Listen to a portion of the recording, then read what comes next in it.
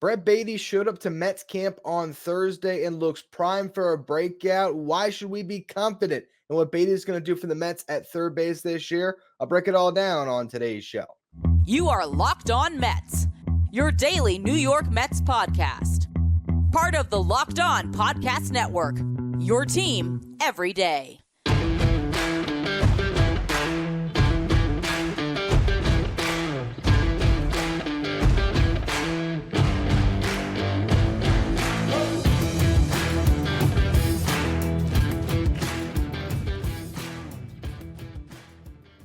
Hello to all you Mays and Mets fans. You're watching Locked On Mets, part of the Locked On Podcast Network, your team every day.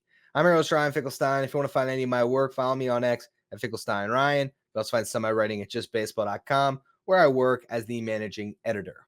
Today's episode is brought to you by FanDuel. Make every moment more. New customers who join today will get $150 in bonus bets if your first bet of $5 or more wins. Visit FanDuel.com/lockedon to get started. Now, I was going to talk about top prospects today, just like I did on yesterday's show, where I broke down 3 top prospects who have seen their stock drop over the past year. I was going to do the inverse. 3 top prospects whose stock rose last year. I already started to do some prep work. We will get to that show at some point next week. But then I watched the video of Brett Baty talking with the media about what happened last year. And I saw the videos of Baty working out on the field. And I decided this had to be a Baty show because this guy is a very important piece for this team. And I loved everything I heard when I spoke with the media. So here's the big point of focus for Brett Baty, or what the point of focus was this offseason. He said that he focused a lot on his top hand. Said last year he was weak with that top hand. It was, letting the barrel drop. His barrel was lagging through the zone.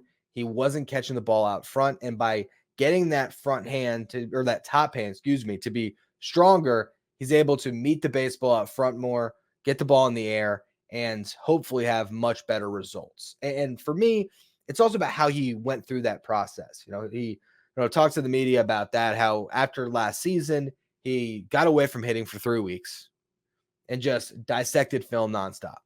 Watched all of his at-bats, try to find the tendencies to see where he went wrong. He was in constant communication with Eric Chavez and Jeremy Barnes, the Mets' 2 primary hitting coaches, and they were able to identify what went wrong last year. It was a clear problem, which is always great.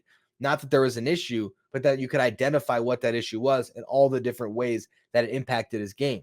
He said by not being strong with that top hand, it affected his posture, it affected his timing, and he also mentioned the mental side of the game, which, if you've been listening to this show, and as I've tried to come up with some rationale for what happened last year, I talked about the mental side of the game a lot when it came to Brett Baty, that he was, brought up to be the guy that sort of helped save that lineup. The team just wasn't very successful. So as much as his own personal struggles would have been an issue, regardless of what was happening with the team, when the team's struggling as well, it's a lot easier to stay in the dumps. And he said he was riding the roller coaster too much. He was carrying yesterday into today, and that's not a good way to find success. He broke down how the veterans on the team, the guys that have success, their biggest thing is consistency. And speaking of the veterans on the team, he did work with Francisco Lindor this offseason. The amount of comments that I saw throughout the offseason when Mark Vientos was out there working with Lindor and the video circulated. Where's Baty at? Baty didn't want to work out with him. Guess what he did? They just didn't put a video on social media. But he went to Mount Verde Academy, where Francisco Lindor went to high school, and he worked with Lindor on defense. He worked with him on hitting. Carlos Mendoza was actually there with both of them. So he got to work out in front of the Mets manager and got to start building that relationship. This notion that Brett Baty just was sitting on his parents' couch this offseason and didn't care, it's ridiculous. Okay, this kid put in the work. He has his own guys back at home. I also think that that's good. Okay, there's hitting coaches that he's been working with his entire life that made him a first-round pick and a guy that was a top 20 prospect in all of baseball. Not to say the Mets can't develop hitting, but sometimes getting the outside counsel is good as well. And we'll talk a little bit about this in the next segment, the adjustments he's made in his career prior that makes me so confident about what he's going to do this year. But again, to hear him identify a clear area of weakness, a clear, hitch in his swing last year that was causing so many issues, and to have made that his focus this offseason, I just believe in the talent. I do. I believe that a top 20 prospect in all of baseball doesn't just immediately lose everything in 1 year. Yeah, he admitted the mental side of the game got to him. And who knows? That could continue to rear its ugly head. He could still have problems playing in the big leagues, and he might not ever amount to what he was supposed to be. But you got to give him some time to see what's going to happen here. And I think when you listen to Carlos Mendoza talk about him, David Stearns, Francisco Lindor, there's a clear plan in place for Brett Baty to be the starting third baseman of the New York Mets. And they can say there's a competition all they want. I don't buy it. They're setting up a competition, right? Because that's going to bring the best out of these players. They want Mark Vientos to be working at third base because if he can play third base, that's going to help them if Baty goes down. That also gives them a platoon partner for Baty. Because one way to protect Brett Baty this year is to be cautious with him against tough lefties. And you can slide Mark Vientos in at third base, which is a lot better than putting Joey Wendell out there, who, if I'm not mistaken, also hits left-handed. So, I as much as they'll say it's a competition, don't buy it. That's Brett Baty's position this season. He is the starting third baseman of the New York Mets. And because of the adjustments he's made in the past, and everything he just said to the media today, the way he looked showing up in camp, feeling like a confident player. At least he's if he's not confident, he certainly is a great actor because he seemed like a guy that was self-assured with everything that you watched out there, with the way he handled the media, with the way he was just carrying himself, walking around camp, feeling ground balls, everything else. Doesn't mean everything. Okay, we're watching guys take ground balls in Port St. Lucie. That's not going to indicate how he's going to do when he actually stepped into the box against Spencer Strider. But you got to remember the player that he was before last year. And if you understand the mental side of the game that he went through, which hopefully he's grown from, and the fact that there was a clear issue in his swing that he has spent an entire offseason working on, I'm going to give him the benefit of the doubt that he's going to find a way to be an above average player this year. He might not be an all-star third baseman from the jump, but can Brett Baty field his position better this year? Absolutely. Can he draw more walks, not strike out as much? He did that throughout his entire minor league career. I believe both of those rates are going to get back to more comfortable levels when he's a more confident hitter in the box, when he trusts, the routine and just tries to be consistent. I think that's going to be clear. Now, the point of contact, what he's going to do when, bat meets ball, it's to be determined, but it can't get much worse than last year. And I think he's going to impact the baseball a lot more consistently, and the results are going to follow from that. I'd bet right now, if I had to, that he's going to be an above average offensive player and at least a league average player at third base. And from what he did last year, that's going to be a massive improvement. I think there is a ceiling where he could be even a lot better than that. That's what I want to talk about in the next segment. Some of the adjustments he made in the past, how good he was, and how he can get back to that. So we'll go through it in just a minute. First, though, today's episode is brought to you by BackBlaze. BackBlaze makes backing up and accessing your data astonishingly easy. You can have unlimited cloud backup for Macs, PCs, and businesses for just $99 a year. You can access your backed up data from anywhere in the world using their web app or iOS or Android apps. You also can restore your hard drive with their Restore by Mail, where your hard drive with all your data can be shipped to your door after it's been restored. You can send the hard drive back within 30 days and get a full refund. They also have a 1-year file retention and version history. Over 55 billion files have been restored for customers. All you have to do to try it all out is visit backblaze.com/LockedOnMLB so they know where you came from to continue to support the show. It's recommended by the New York Times, by Inc. Magazine, Macworld, PC World, LifeWire, Wired, Tom's Guide, 9to5Mac, and more. And you'll receive a fully featured, no-risk free trial if you go to, again, backblaze.com/LockedOnMLB. Go there, play with it, start protecting yourself from potential bad times. Start today at backblaze.com/LockedOnMLB. Last year, when I had to rank my top 10 prospects in the Mets system, I really had a hard time choosing between Brett Baty and Francisco Alvarez. I was watching Brett Baty in spring training. You saw the defense looked great. He was swinging the bat well. And I got convinced. I was between the two. And I thought, well, Baty's floor defensively, he's not going to be a liability. Now, he didn't put together a good season, but I didn't know that at the time. Francisco Alvarez, it's so hard to know what a catcher is going to be defensively. So that was the real question for me. And then the bat. I looked at the two guys and like, yeah, Alvarez has a higher ceiling, but Brett Baty's floor. Here's a guy that has found a way to an average over 300 in the minor leagues in a lot of different stops. I really thought the floor was so high on Brett Baty, and it shows you never really know with prospects because we just watched the floor drop out from under him. But when I look at his minor league career, there is a season that I look at, and I think, why can't that happen again? And what I'm referring to is the jump he made from 2021 to 2022 when he dealt with a big league adjustment. Okay, 2021, Brett Baty goes in high A and dominates. I mean, he's 21 years old in high A. Not that that's necessarily old, but he's, at the same age as a lot of the competition in that league. A former first-round pick, first full season. It just, the competition wasn't good enough for him. He hit 309, got on base at a 397 clip, slugged at a 514 clip. He played 51 games there. They bumped him up to Double-A, right? In Double-A, he saw the numbers drop off. The pitching gets a lot better. The competition, a lot more stiff. He hit 272 still, held his own, 364 on base, 424 slug. The walk and the strikeout rates actually remained very similar between those two stops.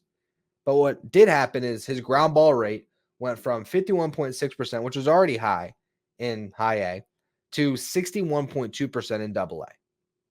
That needed to come back down a little bit. His line drive rate went from 29% in high A to 14.6% in Double-A. He just was not making the type of contact that you'd want for a guy that hits the ball as hard as Brett Baty does. It's great to hit the ball hard, but if you're hitting it into the ground, you're not going to have the same success as when you're spraying the ball around the field with line drives. So that was something he had to work on. Also the defense. Offseason between 2021 and 2022, he really worked on his game, came back a different player. In 2022, he was the best hitter in that league in Double-A. He slashed his ground ball rate from 61.2% to 42.6%. His line drive rate climbed back over 26%.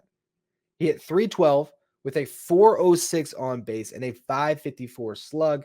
His weighted runs created plus, which is a league adjusted stat that measures hitters on a league average of 100, was 160. He was 60% better than your league average hitter. At the top of my head, I'm pretty sure the second best in the league that year was at like 139. So he was 21% better than the second best hitter in that league. Then he goes up to AAA, hits 364 in 6 games, ends up coming up to the big leagues because I believe it was Louis Guillorme that went down, and he hits a home run in his first at bat. Then Baty eventually gets hurt and comes back last year, seemingly a better player again with another strong offseason. And like we've already gone through, the mental side of the game, maybe it was that issue with his top hand.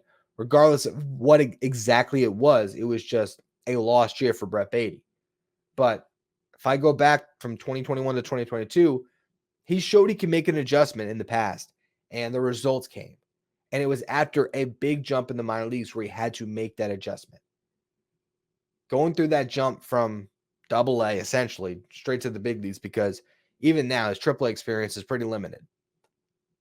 That was a lot for him.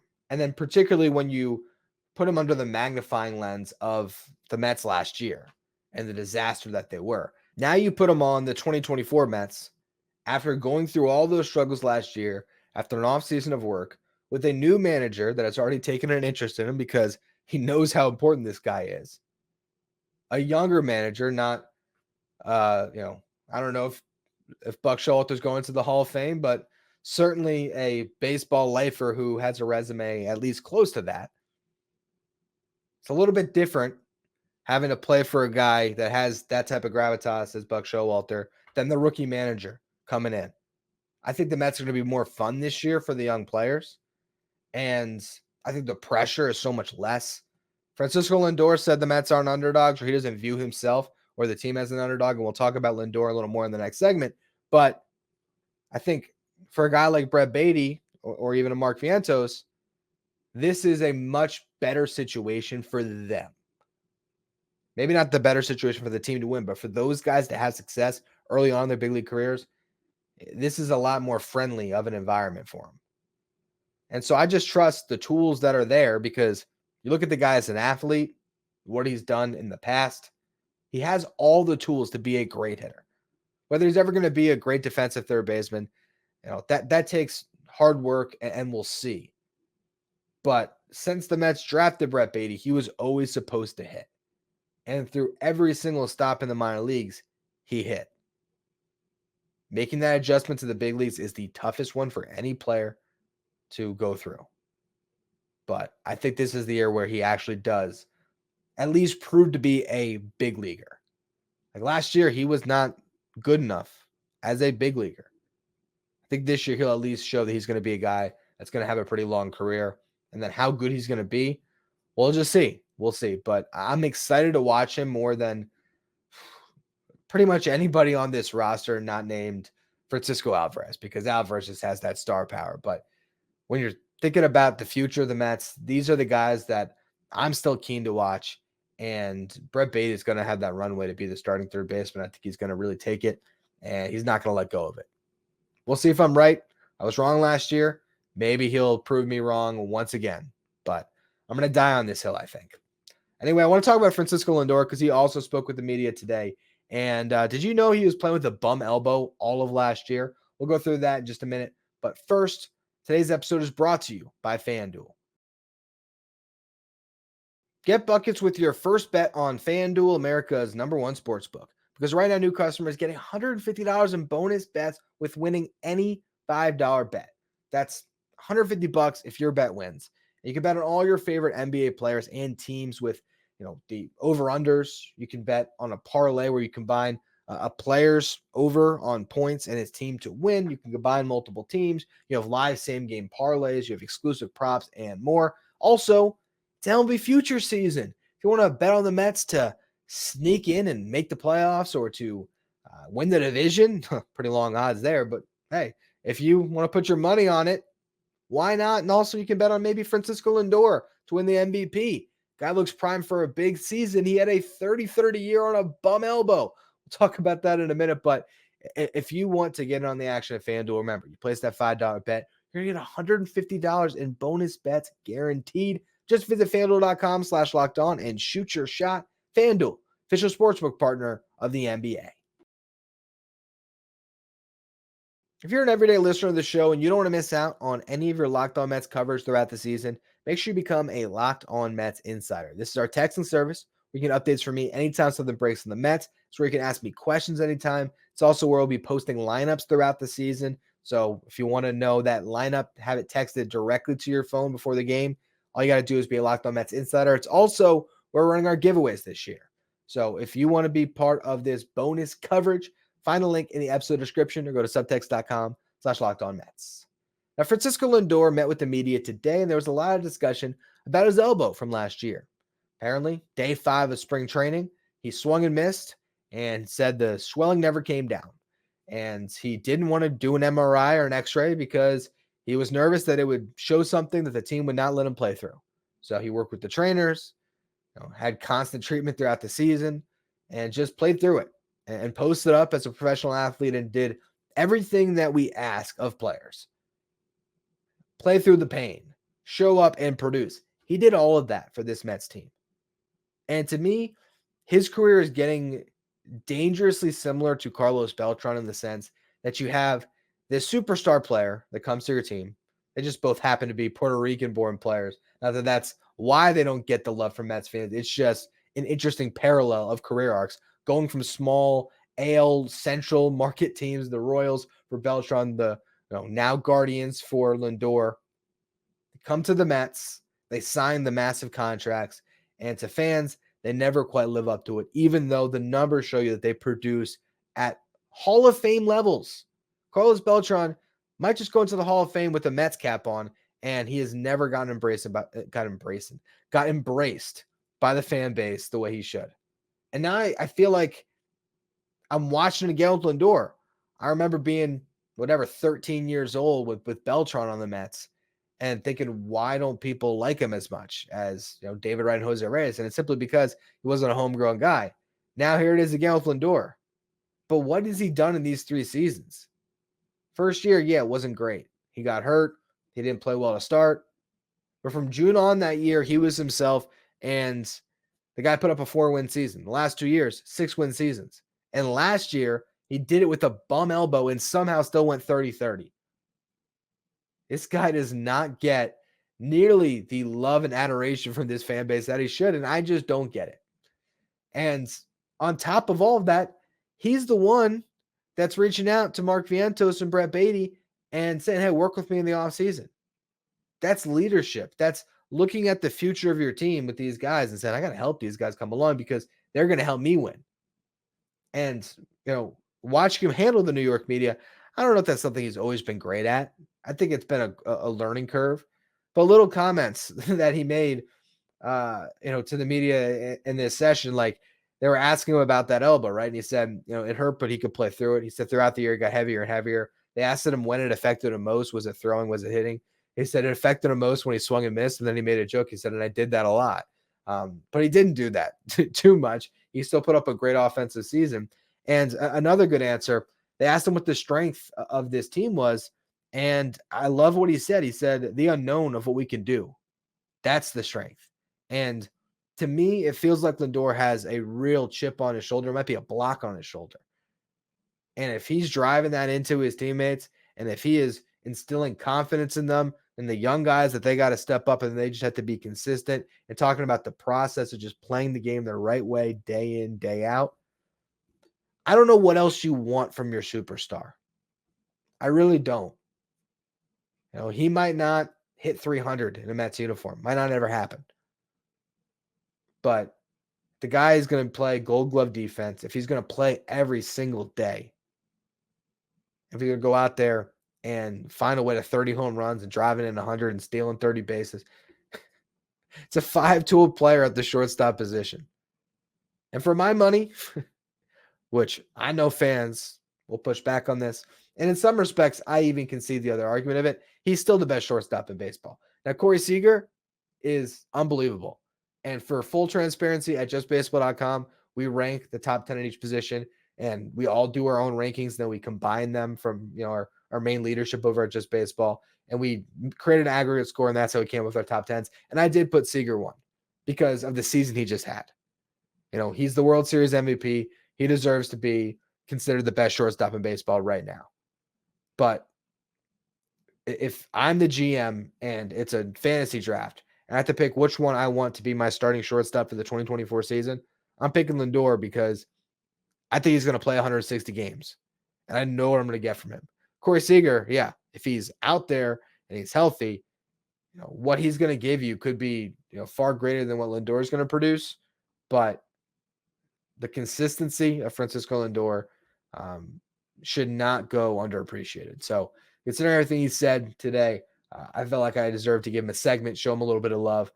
Maybe I do it too much, but it's my show, and I'm not going to wait until the guy's career is over and he's heading to Cooperstown at the Mets cap and say, oh yeah, he was pretty good with the Mets, like we do with Carlos Beltran. I'm going to say it all the way throughout this contract.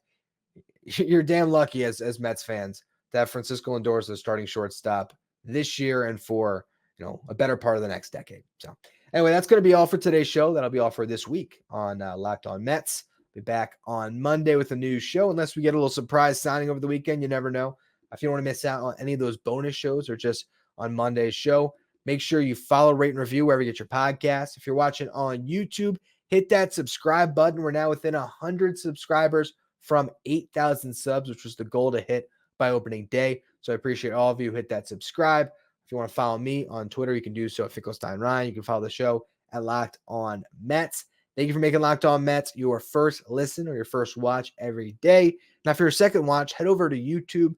Check out the first ever 24/7 streaming channel covering everything in the world of sports. Of course, I'm talking about Locked On Sports Today with our local hosts from each team and our league-wide experts. You can find Locked On Sports Today streaming 24/7 on YouTube.